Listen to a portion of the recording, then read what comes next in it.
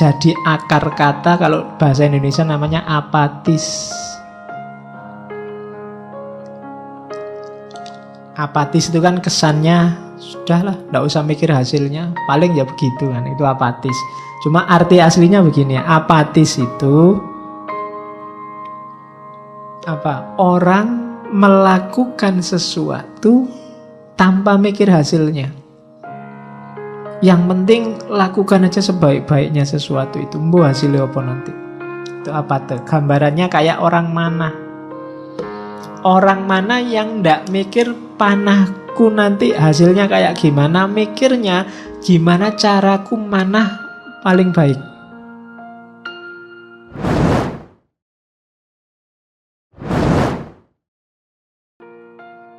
Assalamualaikum warahmatullahi wabarakatuh. Bismillah, mari kita lanjutkan ngaji kita seperti biasa. Ini teori self-preservation. Apa ndak boleh, Pak? Kita punya hobi, punya kesenangan, ingin kaya, ingin kepuasan tertentu, boleh. Cuma hati-hati melampiaskannya. Self-preservation itu melestarikan dirinya sendiri. Biar hidupmu enak, hidupmu nyaman, hidupmu bahagia. Hakmu untuk makan enak, hakmu untuk tidur nyenyak, hakmu untuk seneng-seneng, ya self-preservation itu. Tapi kayak Epikuros kemarin, jangan sampai kontraproduktif. Maunya seneng-seneng, akhirnya susah.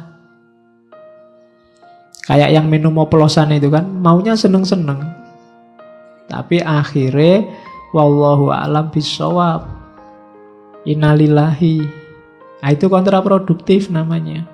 Ya seneng sama game ndak apa-apa, seneng sama internet ndak apa-apa, seneng sama WA ndak apa-apa, tapi penuhilah secukupnya. Dalam rangka apa? Self-preservation. Self-preservation itu melestarikan dirimu biar nggak cepat punah. Loh yo, kalau kamu punah itu kan secara eksistensial maupun secara esensial. Kamu main game terus sekarang, ya mungkin masih hidup, tapi waktumu habis sia-sia. Temanmu sudah ngapain, kamu masih ngapain. Oke, jadi self-preservation. Jaga dirimu, lestarikan dirimu. Kalau ada yang kamu senengi, ya puaskan secukupnya. Kalau ada yang kamu takuti, ya kendalikan secukupnya, dan seterusnya. Biar kamu tetap lestari jadi manusia. Kalau enggak, ya dirimu bisa punah nanti. Kamu yang sejati enggak keluar. Yang keluar kamu yang iseng, kamu yang seneng-seneng, kamu yang bukan aslinya. Karena kamu enggak memberikan sepenuhnya. Suka lihat TV ya enggak apa-apa, ini sekedarnya saja. Jangan pulang dari kampus di depan TV sampai malam cekelani remote, enggak pindah-pindah. Acaranya enggak enak semua ya enggak apa-apa, ganti channel. Oke, itu enggak self-preservation namanya. Terus, jadi ini ya, ini pikiran-pikirannya diawali dari Zeno. Nanti kita lihat gagasan-gagasan tokoh-tokoh utamanya satu-satu. Ya, ini katanya Marcus lagi. He who lives in harmony with himself live in harmony with the universe. Ia yang hidup harmonis dengan dirinya sendiri akan hidup harmonis dengan alam semesta. Kalau kamu sama dirimu sendiri nggak harmonis, ya kamu nggak mungkin harmonis dengan alam. Kamu sama dirimu sendiri nggak damai. Nggak damai itu bisa pikiran sama perbuatanmu beda. Bisa antar pikiran kamu nggak jelas antara ya dan tidak. Itu namanya nggak harmonis. Pingin mutusin apa tapi nggak bisa. Pingin A tapi yang terjadi B, itu nggak harmonis sudah. Kalau dalam dirimu sendiri perang terus, oh ya sudah, kamu tidak akan bisa harmonis dengan alam semesta. Maka harmonislah. Apalagi sama orang lain, sama dirimu sendiri kamu gegeran terus. Gimana sih aku ini, bikin malu aja. Gimana sih aku ini, kan sering gitu kan. Kok bodoh banget ya aku ini tadi. Nah itu kamu sama dirimu sendiri aja gegeran. Apalagi sama orang lain. Maka he who lives in harmony with himself lives in harmony with the universe. Itu Marcus Aurelius. Oke. Ini selanjutnya katanya Zeno. Saya bilang tadi ya di awal, Zeno dari Citium, bukan Zeno dari Elia. Karena nama Zeno itu banyak. Ada yang menganalisis dia satu akar kata sama Zen. Tapi nggak tahu juga. Ya memang ada kata-kata Zenonya, Zennya. Kalau yang nonton kartun Dragon Ball juga ada Zeno sama. Ya, yang nonton Dragon Ball Super itu, ya itu yang paling jagoan di antara jagoan itu. Padahal kecil. Oke, yang nggak suka kartun nggak ngerti mesti. Terus tidak ada ini katanya, yang bisa mengusik kebahagiaan orang yang makomnya sudah wise, sudah bijaksana. Orang bijaksana itu tidak bisa sumpek. Kenapa? Tidak ada yang bisa mempengaruhi dia. Dia sudah kokoh. Uraiannya begini, misalnya, anggap apa yang paling bikin kamu tidak bahagia? Wah, saya nggak bahagia karena nggak lulus. Saya nggak bahagia karena, kan banyak itu kamu munculkan di pikiranmu. Terus kamu galau. Kuncinya sebenarnya sederhana. Kamu jadi galau karena macam-macam tadi, karena kamu pedulikan semua itu. Cara paling gampang menghadapi itu semua, nggak usah dipedulikan. Nggak usah dimunculkan di pikiranmu, selesai. Pak, tesisku lho Pak, ndak jadi-jadi. Lah salah mbok pikir terus. Emangnya nek mbok pikir terus tesismu jadi tiba-tiba, kan enggak? Iya kan? Ya udah dikerjain aja tanpa harus galau. Wah ya memang satu-satunya jalan dikerjain. Ngapain energinya double, satu buat ngerjain, satu buat galau? Ya kerjain aja, nggak pakai galau. Yang bikin galau kan karena kamu tampilkan sendiri di pikiranmu, terus kamu sumpekkan dirimu. Kamu sumpekkan sendiri dirimu. Itu yang kuncinya sehingga kamu sumpek hidupmu. Wah ini ndak bisa Pak, saya mikir nggak ketemu jawabannya. Ya sudah, kalau nggak ketemu ngapain dipikir terus? Wong ndak bisa ketemu jawabannya. Ya sudah, kalau bahasa fikihnya mauquf aja. Kalau ada masalah mauquf, ndak bisa dijawab, selesai. Nggak usah dipikir terus. Wong dipikir jelas-jelas kamu ndak bisa jawab kok. Biarin aja. Nah, jadi kuncinya apa? Biar kamu nggak sumpek, nggak usah dibikin sumpek. Kalau nggak bisa dikerjain, ya nggak usah dikerjain. Kalau bisa, ya kerjain semampumu. Kan cuma itu dok rumusnya. Jadi orang yang bijaksana itu nggak bisa sumpek. Makanya kalau diilustrasikan film-film itu, bagian tokoh yang bijaksana kan mesti senyum terus, nggak pernah merengut, karena nggak ada yang bikin dia sumpek. Nggak bisa ya sudah, memang nggak bisa. Oke. Jadi yang bikin kita galau ternyata apa? Ya penilaian kita sendiri. Yang bikin kamu nggak bahagia dirimu sendiri. Cuma itu. Jadi nggak ada yang bisa mengusik kebahagiaan orang yang bijaksana. Orang bijaksana biasanya stabil, tenang, nggak gampang terpengaruh. Karena dia sudah ngerti porsi-porsinya. Oke, terus. Nah, katanya Marcus lagi. Reject your sense of injury and the injury itself disappears.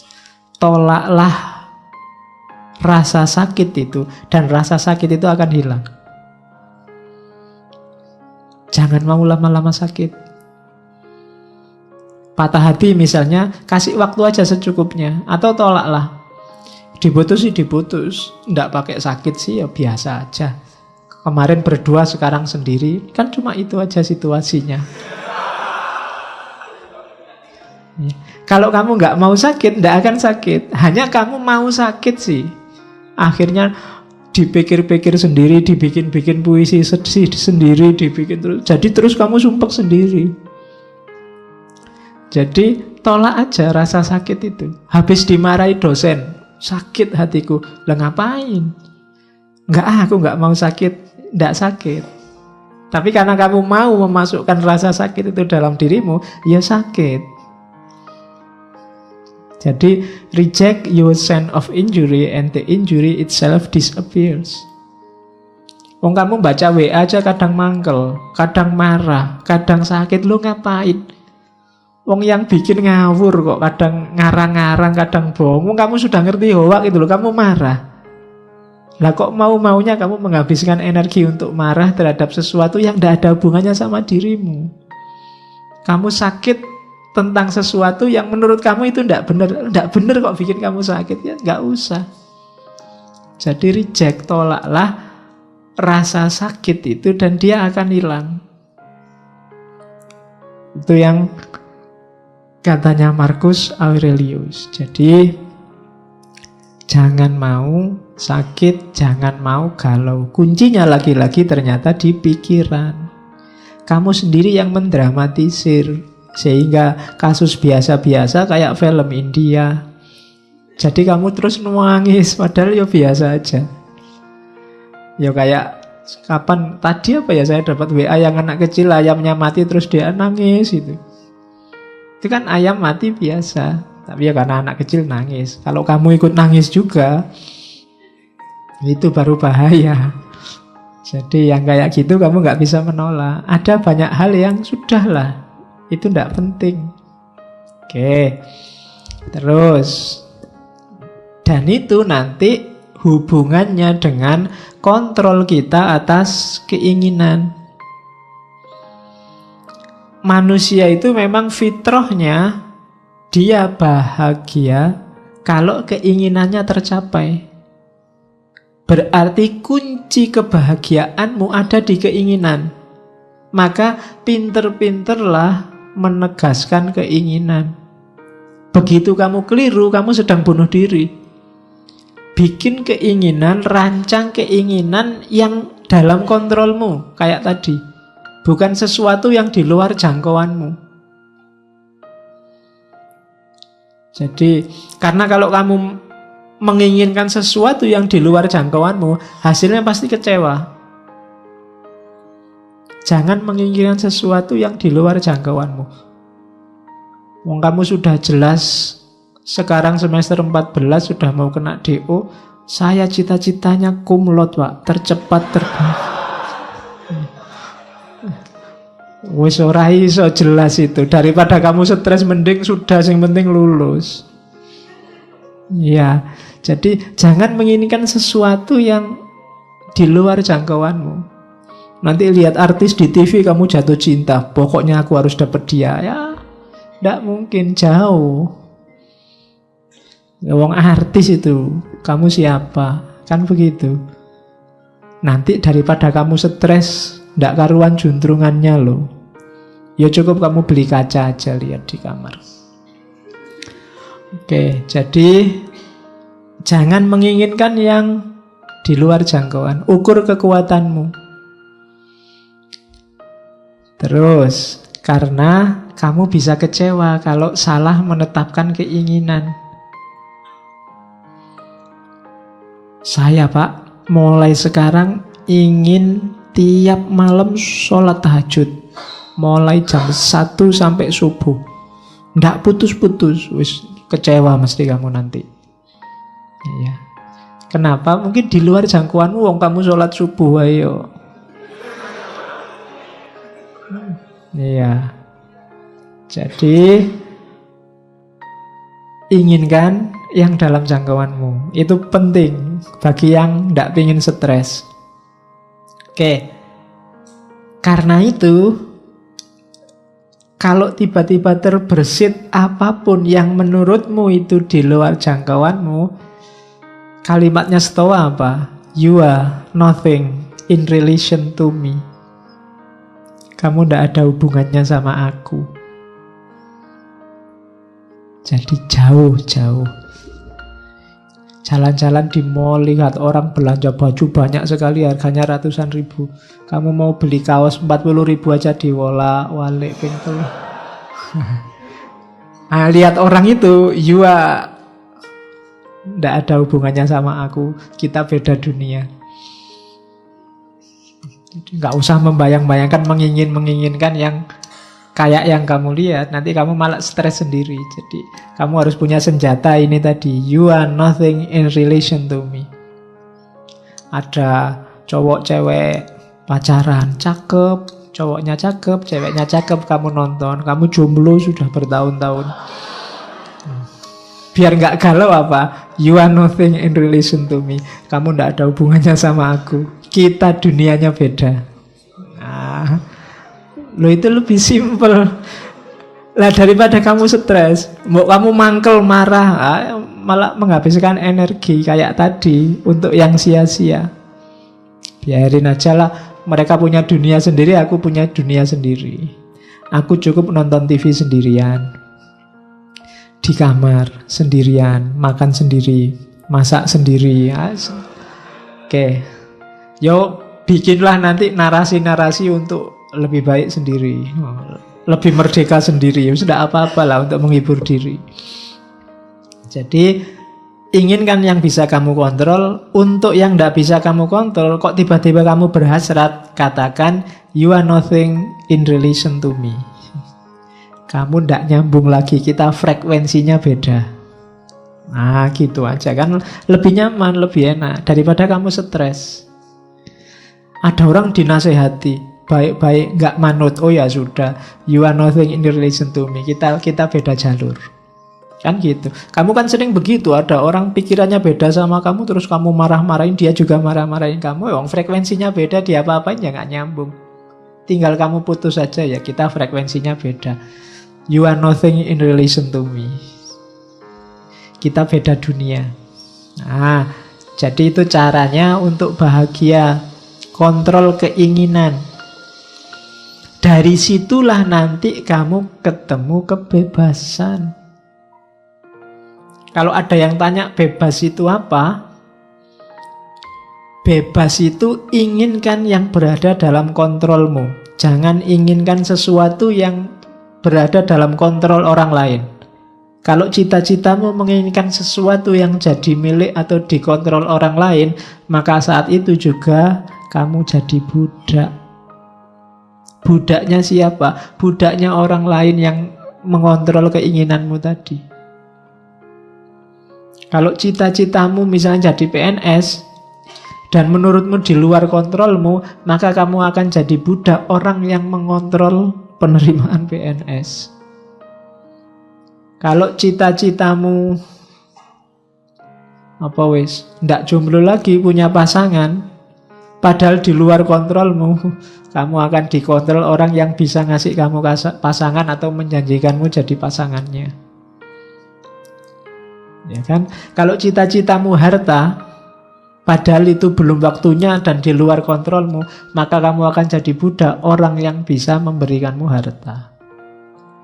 Namanya jadi nggak bebas. Maka kalau kamu ingin bebas yang sejati, inginkan yang hanya dalam kontrolmu saja.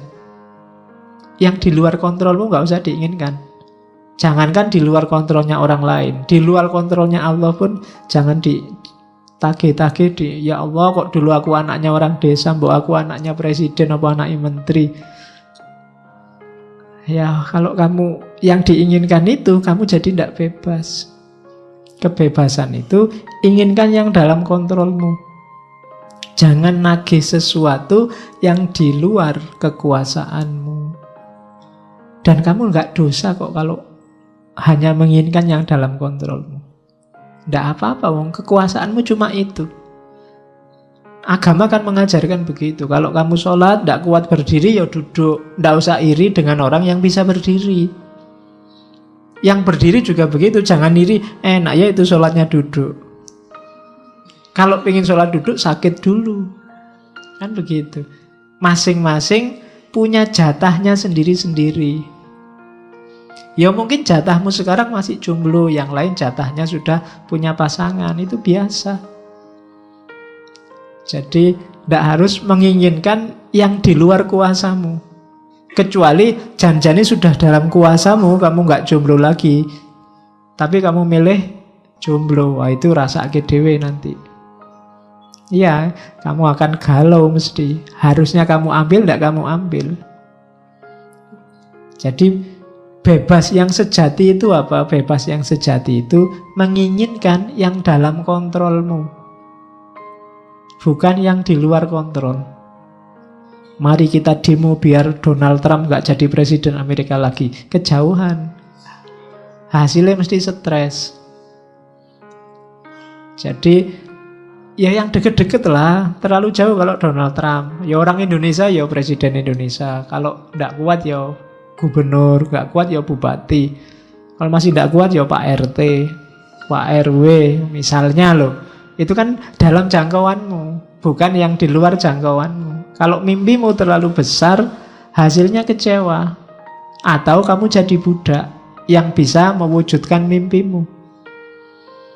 Jadi bebaslah. Bebaslah berarti apa? Inginkan hanya yang berada dalam jangkauanmu. Terus yang kedua, lanjutannya kebebasan. Kenapa sih ada yang tidak terjangkau? Ya, karena all can be free internally in mind, none can be free without in body. Kita itu akal sih bisa bebas, cuma mewujudkan isinya akal itu tidak bebas. Kamu mikir apa saja kan bisa, boleh. Tidak ada sanksinya malah. Satu-satunya yang bisa bebas murni itu kan cuma mikir, akal. Cuma mewujudkan pikiran itu tidak bebas. Kita sudah terikat. Kamu mikir seandainya aku bisa terbang ya, bisa di pikiran. Tapi kalau mau diwujudkan, kamu harus punya uang dulu terus naik pesawat. Tidak bebas. Kalau nggak punya uang ya tidak bisa kamu bisa terbang. Ya kamu loncat dari atas gunung ya terbang sebentar. Terus wassalam. Ya kan? Can be free, kita nggak bebas. Kalau mau diwujudkan tidak bebas sudah. Pak saya pengen jadi presiden, bebas. Begitu ingin mewujudkan, itu baru tidak bebas. Macem-macem sudah halangannya, nggak sesederhana mikir. Makanya dulu pernah saya bilang, kebebasan yang sejati bisa dalam pikiran. Dalam hidup sehari-hari halangannya banyak. Macem-macem, in body. Mungkin kamu sumuk, pinginnya segera kayak gini, pingin nyopot baju, terus kipas-kipas. Seneng ini sudah. Tapi kan begitu banyak orang di sini kan kamu nggak bisa. Kalau kamu nyopot baju di sini, yang lain mesti bubar baunya. Lo kan nggak bebas kan kamu nyopot baju akhirnya. Kenapa ada yang lain? Tapi di pikiran tadi kamu bebas. Menginginkan itu kan dalam pikiran. Bebas, kamu bisa. Kalau sekedar menginginkan bisa apa saja. Tapi kalau kamu nggak hati-hati, ketika keinginan ini kamu wujudkan, kamu akan dicegat oleh banyak sekali halangan, in body, realitas sehari-hari. Jadi rumusnya di situ. Itulah kenapa biar kamu nggak kecewa, aturlah keinginanmu. Biar nggak terlalu banyak kecewa. Jadi cita-citamu apa sih? Keinginanmu apa sih? Sesuaikan dengan kondisimu. Nggak sesuai juga nggak apa-apa, tapi ketika nggak sesuai, lahirnya kekecewaan atau perbudakan tadi. Kamu mikir memperkosa orang, itu kan di pikiran nggak masalah, nggak ada orang hukum kamu, nggak ada orang kamu saya tuntut karena membayangkan memperkosa aku toh, nggak iso. Kamu baru dituntut kalau perkosa beneran.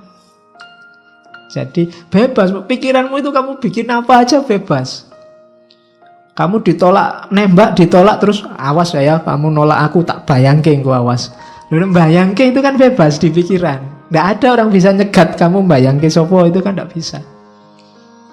Sekarang kan kadang nggak cuma bayangkan, gambarkan, gambar pakai Photoshop itu. Bisa kayak gitu kan. Cuma ketika sudah masuk Photoshop, itu sudah halangannya banyak. In body kamu bisa dipenjara kalau gambar aneh-aneh. Itu sudah in body. Kalau in mind bebas. Murni masih ada di pikiran, itu bebas. Nggak ada orang dituntut, nggak ada orang dimarahi. Pak, saya membayangkan seandainya saya jadi wali, Pak. Nah itu kan orang, ya wis ora apa-apa, mikir tok ya ora apa-apa, cuma di pikiran. Tapi kalau mau diwujudkan, halangannya banyak. Jadi rumusnya itu, kebebasan itu bisa dalam kamu mikir. Tapi begitu mewujudkan bebas, kamu akan ketemu banyak sekali halangan-halangan. Karena hidup ini coraknya katanya Stoik tadi fatalistik.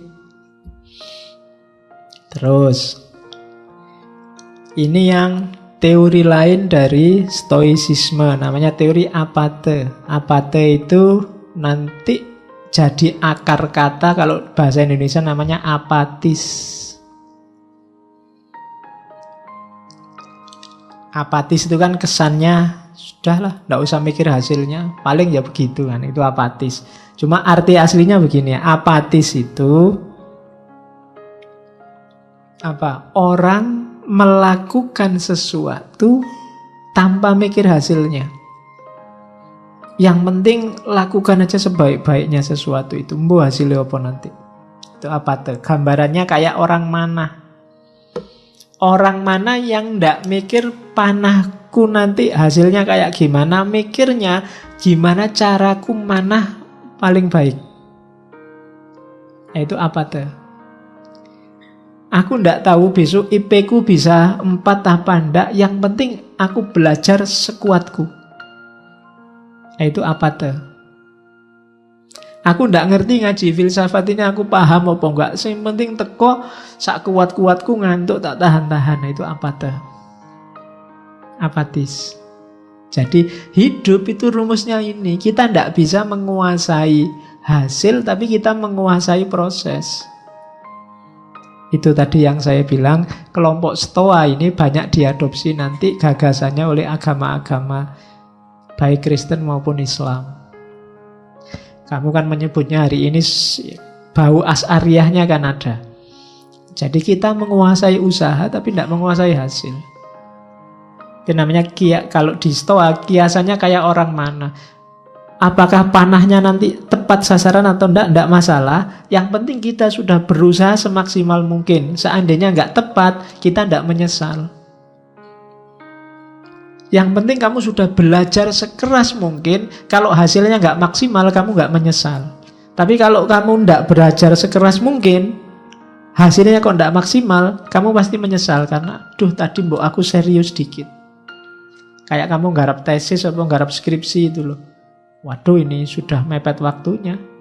Udahlah, yang penting ono tulisannya. Mungkin besok-besok kamu menyesal. Coba dulu aku nulisnya agak serius dikit. Ada menyesalnya. Maka katanya orang-orang Stoa, hidup itu perhatikan proses. Berikan semuanya. Kalau kamu punya 100%, berikan 100%. Jangan tanggung-tanggung. Kita kan sering apa-apa itu, nanti kan bisa. Segini aja dulu, besok lagi. Selalu begitu. Biasanya hasilnya nanti menyesal. Aduh, coba tak kerjain kemarin, sekarang ada tugas lagi. Double deh. Coba kemarin sudah selesai, sekarang lebih enteng. Salahmu dewe. Ya kan? Aduh, bolak-balik tugas, nambah lagi. Yang kemarin aja belum nih. Padahal yang kemarin waktunya banyak. Karena kemarin kamu nggak ngasih 100%, sekarang kamu dituntut 300%. Hasilnya menyesal. Maka kiasannya kayak mana? Nggak usah peduli hasilnya nanti kayak apa. Yang penting sudah memberikan semuanya. Kalau hasilnya belum maksimal, ya sudah, itu jalannya mungkin, takdirnya mungkin. Nah, itu kiasannya pemanah. Teorinya namanya apate. Di Indonesia konotasinya agak negatif, apatis. Apatis itu kalau di Indonesia kan, alah, paling-paling begitu hasilnya kan gitu. Ya, tapi maksud awalnya tidak begitu. Maksud awalnya itu, lakukanlah sesuatu yang tadi berada dalam jangkauanmu, dalam kontrolmu semaksimal mungkin.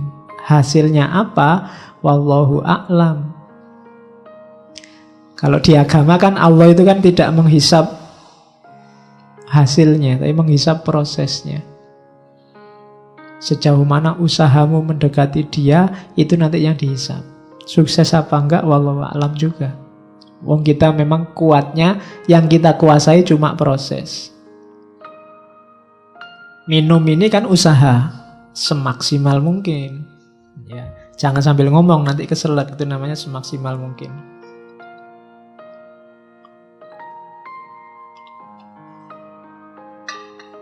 Kalau bisa minum, mungkin minum tak tahan-tahan, nanti saja. Nanti selesai ngaji menyesal. Coba tadi minum, sekarang ndak habis deh minumannya kan. Jadi menyesal. Maka apa-apa itu maksimal. Yang minumnya belum habis dihabisin. Ya, daripada nanti ketendang.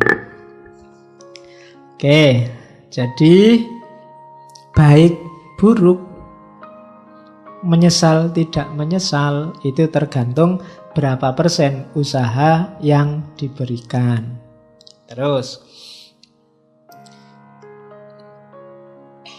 ini teori yang lain, kelanjutannya. We are actors playing roles we do not choose. And our duty is to play them as best we can, knowing that our fate is part of which larger order. Jadi kita ini pakai lagunya Ahmad Albar ya. Dunia ini panggung sandiwara. Sutradaranya bukan kita. Kita ini hanya aktor yang dikasih peran tertentu yang kita ndak milih. Kamu kan ndak milih tiba-tiba sekarang jadi mahasiswa, tiba-tiba jadi santri ngaji filsafat. Tiba-tiba ini kan kayak rule-rule, peran-peran yang diberikan oleh Tuhan pada kita. Kita ndak pernah milih. Maka tugas kita bukan bantah sutradara. Kalau sudah di casting jadi antagonis, ya antagonis saja. Jadilah antagonis sebaik-baiknya. Ya, lo itu maunya begitu memang ya. Antagonis terbaik itu ya, maksudnya ya play them as best we can. Apa ya kamu di casting jadi antagonis kan begitu. Kenapa? Karena kita ini bagian kecil dari mesin besar. Kalau kita nggak main sebaik-baiknya, mesin besar ini akan kacau. Jadi santri, jadilah santri yang baik. Jadi guru, jadilah guru sebaik-baiknya. Jadi adik, jadilah adik sebaik-baiknya. Jadi kakak, jadilah kakak sebaik-baiknya. Maka mesin hidupmu akan bagus, normal, produktif. Jangan setengah-setengah. Jadi mahasiswa setengah-setengah. Jadi guru setengah-setengah. Jadi kakak juga setengah-setengah. Ya hasilnya tidak bagus. Mesinmu tidak akan muter dengan bagus. Kita itu bagian. Kalau kamu jadi kakak yang bagus, adikmu jadi adik yang bagus, ibumu ibu yang bagus, ayahmu ayah yang bagus, keluargamu jadi keluarga bagus, produktif.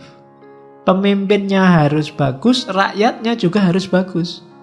Tidak bisa salah satu. Yang penting kan kuncinya pemimpin. Loh, sebagus-bagusnya pemimpin, kalau rakyatnya kacau ya tetap kacau.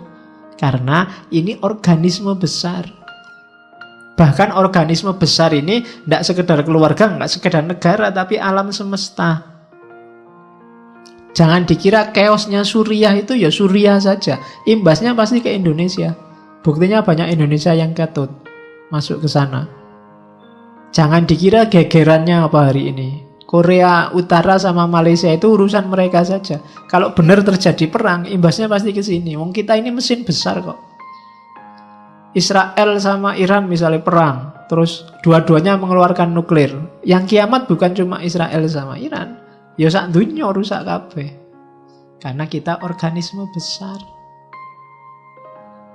Kalau kamu maki-maki orang misalnya, Itu kan kamu tidak berperan yang bagus. Jangan dikira jeleknya kena kamu saja. Wong kamu itu bagian dari organisme besar.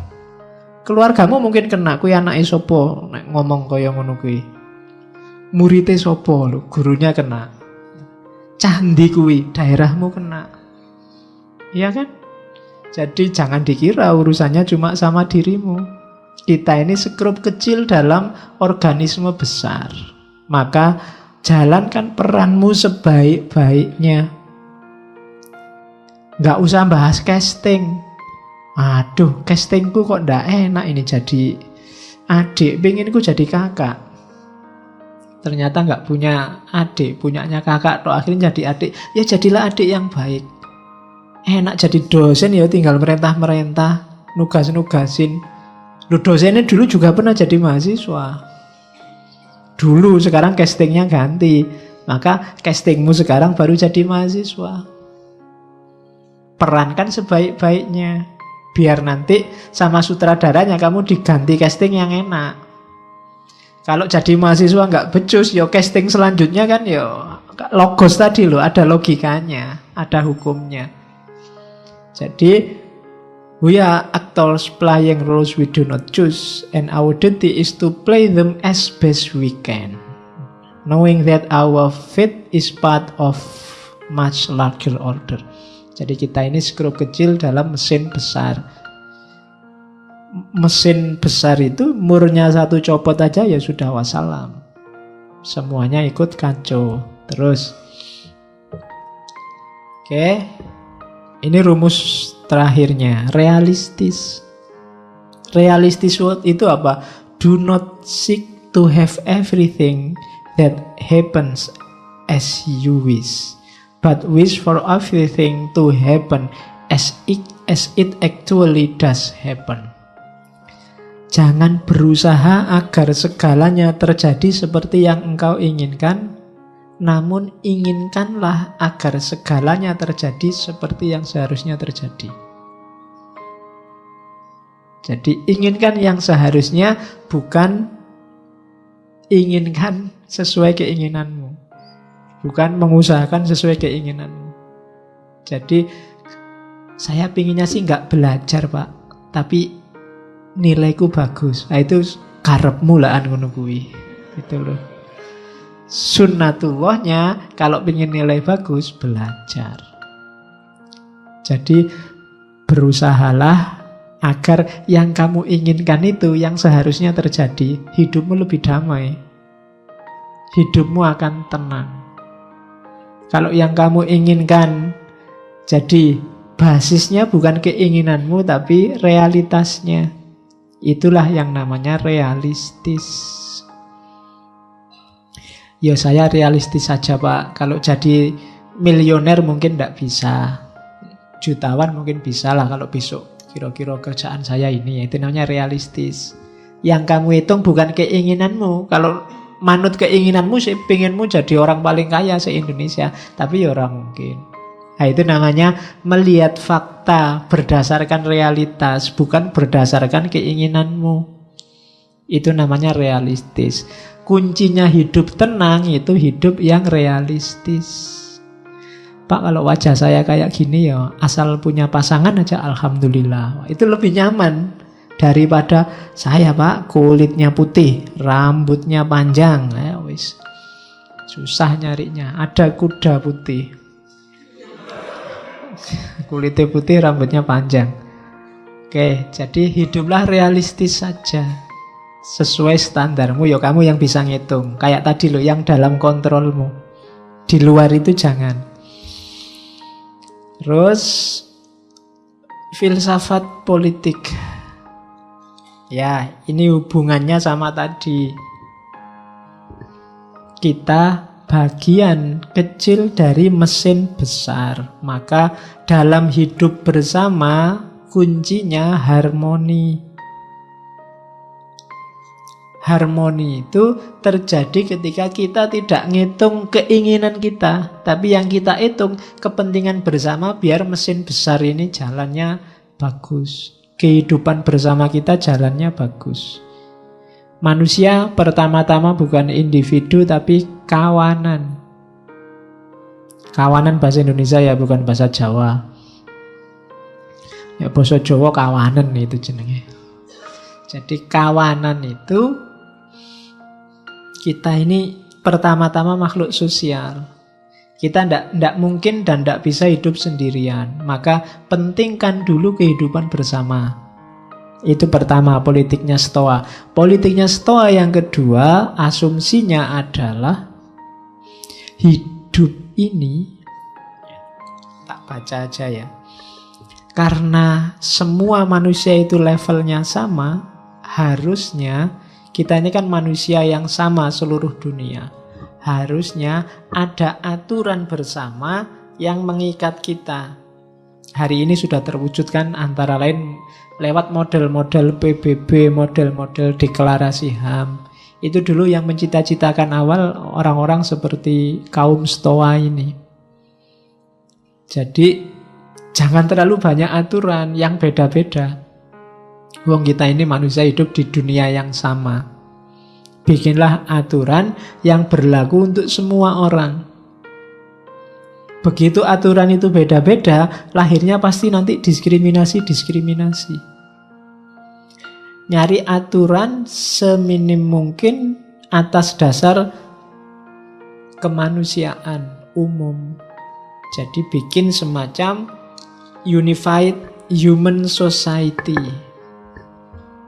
Oke. Terus ada juga sebenarnya orang Stoa yang tidak suka politik, karena zaman itu politiknya agak trik, politiknya agak rusak.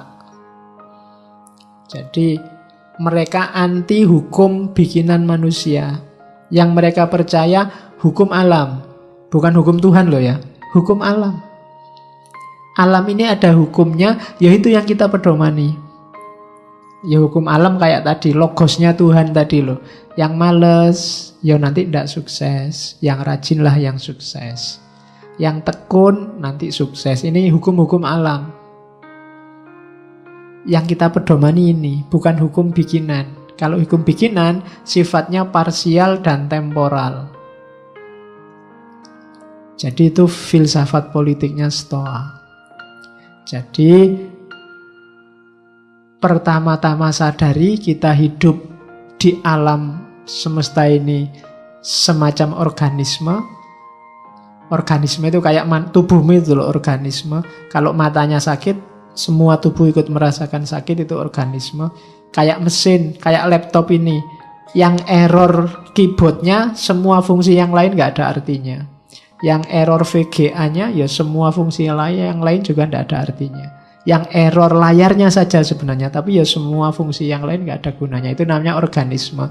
Kita hidup bermasyarakat juga begitu. Jangan dikira kalau Pak itu kan minoritas, kita bikin sengsara juga nggak masalah. Enggak, dia bagian kecil dari organisme besar di mana kita hidup di situ. Kalau yang satu kacau, mesti kita juga akan ikut kacau. Jadi enggak harus karena minoritas, enggak penting itu Pak, enggak. Setiap komponen dia ada perannya. Maka kehidupan sosial juga harus begini. Kita utamakan kepentingan bersama, bukan keinginanmu sendiri. Nah, itu filsafat politiknya Stoa. Oke, kita temui satu-satu tokohnya. Yang tadi baru dasarnya. Ya masih panjang. Ya masih panjang. Malam ini tuh saya cuma baru ngomong etika. Logikanya belum, fisikanya juga belum. Entah kapan nanti ya. Jadi kalau ada yang tanya, kapan Pak habisnya materi ngaji filsafat? Saya juga tidak tahu kapan. Oke, pokoknya sak kuat-kuatnya.